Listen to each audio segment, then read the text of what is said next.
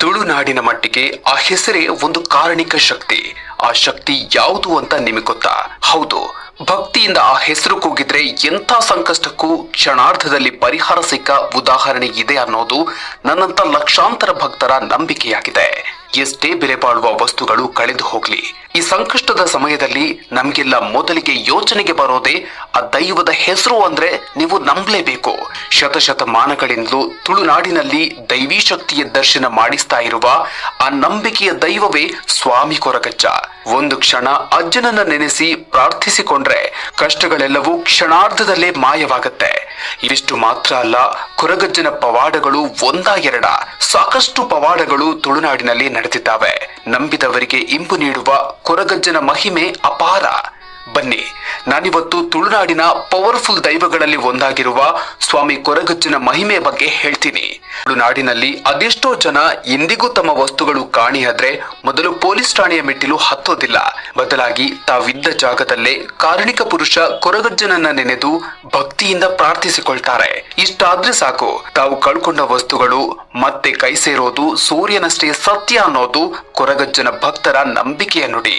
ಇನ್ನು ಕಷ್ಟಗಳು ಎದುರಾದಾಗ್ಲೂ ಭಕ್ತರ ವಲಯ ಕೊರಗಜ್ಜನ ಹೆಸರು ಕೂಗಿದ್ರೆ ಸಾಕು, ಕಷ್ಟಗಳೆಲ್ಲ ಕಣ್ಣು ಮುಚ್ಚಿ ತೆಗೆಯುವುದರೊಳಗೆ ಮಾಯವಾಗುತ್ತೆ ಎನ್ನುವ ಅಚಲ ನಂಬಿಕೆಯೂ ಇದೆ.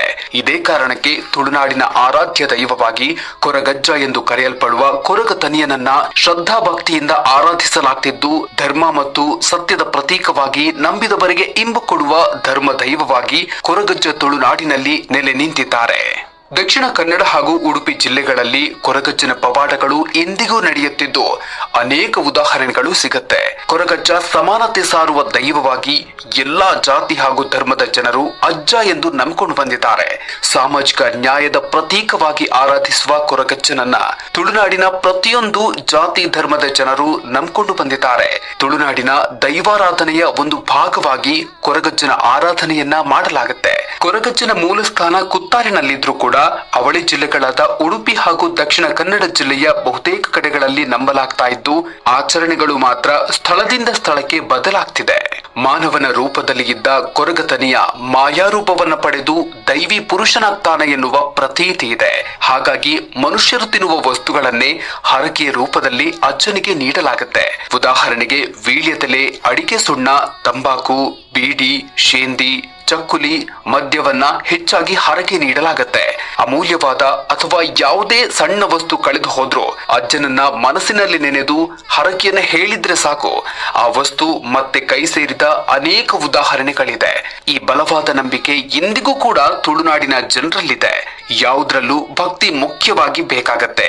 ಯಾವುದೇ ಜಾಗದಲ್ಲಿ ನಿಂತು ಮನಸಾರೆ ಅಜ್ಜ ಎಂದು ಕರೆದ್ರೆ ನಾವಿದ್ದ ಜಾಗಕ್ಕೆ ಅಜ್ಜ ಬರ್ತಾನೆ ಎನ್ನುವುದು ಭಕ್ತರ ನಂಬಿಕೆ.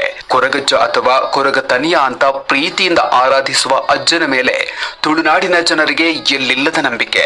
ಯಾರು ಕೈ ಬಿಟ್ರು ಅಜ್ಜ ನಂಬಿದವರನ್ನ ಕೈ ಬಿಡೋದಿಲ್ಲ ಎಂಬ ಮಾತು ಈ ಭಾಗದ ಭಕ್ತರ ಬಾಯಲ್ಲಿ ಕೇಳಿ ಬರುತ್ತೆ.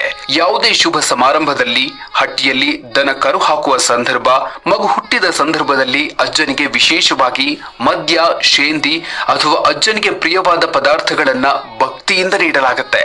ಹೊಸ ವಾಹನವನ್ನ ಖರೀದಿಸೋರು ಅಜ್ಜನ ಹೆಸರನ್ನ ತಮ್ಮ ವಾಹನದಲ್ಲಿ ಸ್ವಾಮಿ ಕೊರಗಜ್ಜ ಅಂತ ಹಾಕ್ತಾರೆ. ಈ ಮೂಲಕ ಅಜ್ಜನನ್ನ ತುಳುನಾಡಿನ ಪ್ರತಿಯೊಬ್ರು ಭಕ್ತಿಯಿಂದ ಆರಾಧಿಸೋದನ್ನ ಕಾಣಬಹುದು. ಅಂಥ ಕಾರಣಿಕ ಪುರುಷರ ಕಥೆಯನ್ನ ಕೇಳೋದೇ ಜೀವನದ ಬಹುದೊಡ್ಡ ಪುಣ್ಯದ ಫಲವಾಗಿದೆ.